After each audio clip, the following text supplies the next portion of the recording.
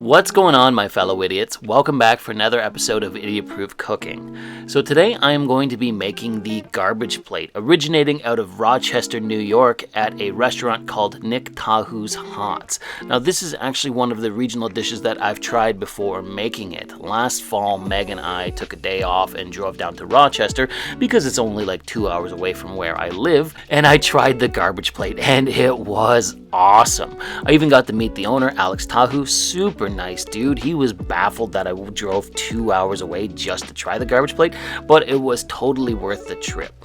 So with that in mind, let's try making it here on the channel today.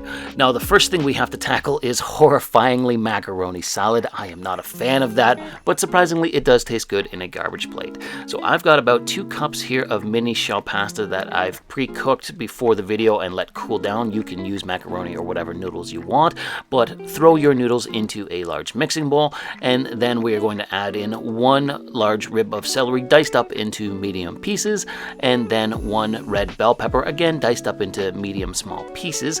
I then cut up 2 medium-sized dill pickles, again into medium small pieces, and into the macaroni salad it goes. And then we're going to add some mayonnaise, which is like the backbone of the macaroni salad dressing. I'm going to use about a half cup's worth, but you can eyeball it. I'm then also going to add in some sour cream, again about a half cup's worth, and then last but not least a teaspoon of Dijon mustard. I'm then going to use my spoon to mix this all together, make sure that it's all good and incorporated, everything is covered in the dressing, and then you've got yourself a basic but still pretty tasty macaroni salad. Look at that, some nice color in there with the red bell peppers and the pickles. All right, now I'm gonna go get out my little container here and pour all of the macaroni salad back into it, because macaroni salad always tastes better after a few hours in the fridge, allowing all of the flavors to kind of work themselves in with each other, which is perfect because that gives us enough time to tackle all of the other things in the garbage plate. So go stick your macaroni salad in the fridge, and let's move on to the meat sauce. So I've got 2 pounds of ground beef here, and I'm going to throw it into my large cast iron pan that I've been heating up on a medium-high heat, and I'm just going to let the ground beef sit for the first 4 or 5 minutes to cook before I start mixing it around and breaking it up. That's just how I do it. After about 4 or 5 minutes, I'm going to start mixing it all together and start breaking it up with my wooden spatula here, and really the total cook time on 2 pounds of ground beef is like 10-12 minutes, just to make sure it's all the way cooked through. Once that's done, I'm going to add in a 6-ounce can of tomato paste and mix the tomato paste in with all of the ground beef until it's thoroughly coated. And then once that's done, it's time to start adding in our spices. So start off with a tablespoon of garlic powder, and then a tablespoon of onion powder, a tablespoon of smoked paprika, and then a tablespoon of cumin. Now I'm just kind of eyeballing all these so they're not precisely exact. I'm then going to add in a tablespoon of ground cinnamon, and then a teaspoon or so of some allspice. I'm going to finish this off with a good pinch of kosher salt and some freshly ground black pepper, just a few twists of that. You'll want to mix all of these spices in with all of your ground beef, so give it a good stir, and then what I like to do is just let this sit for the next 2 to 3 minutes, just to let the spices and everything cook for just a little bit longer. After that, you're going to notice that you've developed quite a nice fond on the bottom of your pan, so let's deglaze it. What we're going to do is add in some beef stock, approximately 1 to 1.5 cups of it, and once you've added in the beef stock, just use your wooden spatula to lift the fond off the bottom of your pan, and you're going to have one hell of a nice meaty meat sauce for your garbage plate. Look at that. I am going to add in another half cup or so of beef stock because you want your meat sauce to be a little bit runny. That's how they have it at Nick Tahou Hots. You want it to be a runny meat sauce. So there we go. Look at that. There is the meat sauce that we're going to put on top of our garbage plate. So now that that's done, let's move on to the home fries. We're going to make some home fries for this garbage plate. So I've got 5 yellow potatoes here, and unfortunately they've got a few eyes on them, so we've got to cut those out. Obviously we don't want to eat those, so I'm just going to carve those out with my paring knife here. Do that obviously if your potatoes have any eyes on them. You certainly don't want to eat those, or any ugly spots, black spots on your potatoes as well. And then all we're going to do is cut these up into bite-sized pieces, into little cubes, because that's the size you want for your home fries. Now I used 5 potatoes because they were relatively small potatoes, and as I dice them up, you can see it makes a perfect amount for the garbage plate. Now you could go ahead and fry your potatoes now to make your home fries, but if you want a better tasting home fry, you should parboil your potatoes first. By parboiling your potatoes before frying them, you'll get a nice soft and fluffy interior while getting a nice crispy exterior when you fry them. So throw your pot of water and your potatoes on your burner, bring it up to a boil, and just boil the potatoes for 5 minutes. They should still have a bit of resistance in the potato when you poke them with the fork, and then after 5 minutes, drain your potatoes out, go get a non-stick pan and throw in a couple tablespoons of butter and then a few good clugs of olive oil.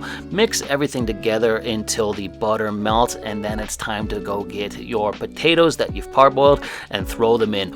Now this step is super easy because you just let them fry and like leave them be for a couple minutes at a time. I would say 3 to 5 minutes, don't touch them, and then flip them. So fry the potatoes for 3 to 5 minutes, don't touch them during that time, and then flip them, fry them again for another 3 to 5 minutes, and then flip them again. Really, you want them to have a lot of time on the pan, you want them to fry up. So really just you be patient and flip them only every 3 to 5 minutes, and then you're gonna have some nice golden and crispy home fries like these that you can sprinkle on with some kosher salt and freshly ground black pepper, and then they're done. Look at that, those look awesome. Now I'm going to scoop out the home fries into a paper towel lined bowl. The paper towel's there to suck up all the excess oil, but these are nice and crispy and smell amazing. So now that the home fries have been dealt with, let's move on to the final stage of the garbage plate. So at Nick Tahou's, you can do a combination of burgers and hot dogs on the top of your garbage plate. When I was there, I got 2 cheeseburgers on the top of mine, so that's what I'm going to do here too.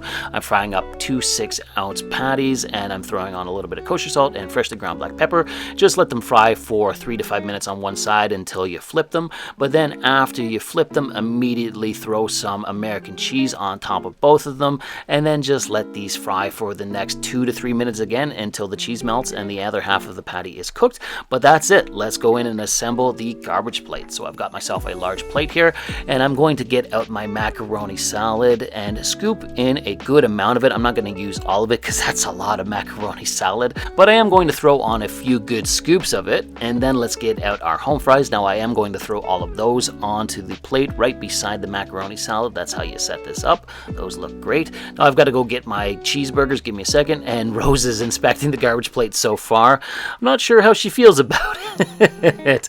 But then throw your 2 cheeseburgers on top of the macaroni salad and on top of the home fries, and then go get your meat sauce and put a generous amount of that on top of everything. So I'm going to throw a few really good heaping scoops of that on top. Look at that. We've got ourselves a garbage plate, ladies and gentlemen, and it smells fantastic. Now, I'm also going to throw on some diced up onions. There we go. And then last but not least, some ketchup and mustard. Throw on a drizzle of ketchup and then a drizzle of yellow mustard. If you're horrified at this point in time, don't blame me, but that's how a garbage plate goes. Look at that thing though. That looks fantastic and it smells amazing. This is a weird combination of everything coming together, but let me tell you, if you've never tried one, I highly recommend it, because despite everything in this dish, it tastes amazing. Look at how gorgeous that looks. Everything came together perfectly. So let's go in and taste test this. All right, I'm just gonna start digging in right from the center here, and with a bit of the meat sauce and the home fries. Oh yeah, that is fantastic. Wow, that is so good. A little bit of the macaroni salad. It is shocking how good everything tastes together. When you mix this all together, it is a winner. Hold on, a bite of the cheeseburger here with a bit of the meat sauce. Fantastic, fantastic. Everything comes together so good. The minds at Nick Tahou Hots that originally invented this are brilliant. I can't believe everything tastes so good together. I am not a fan of macaroni salad by any stretch of the imagination, but when you throw it together with meat sauce and cheeseburgers and ketchup and mustard and home fries, holy is it good. It's crazy how good everything tastes here. And I cleared this entire plate and then had a nap because it was a lot of food. It was a lot of food, but damn if it wasn't delicious. So, you know what? Let's call it there. I had a ton of fun making this. I am so glad I got to make this, and I hope you enjoyed watching it.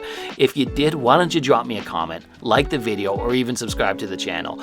Thanks again for watching Idiot Proof Cooking, and we'll see you again soon, guys.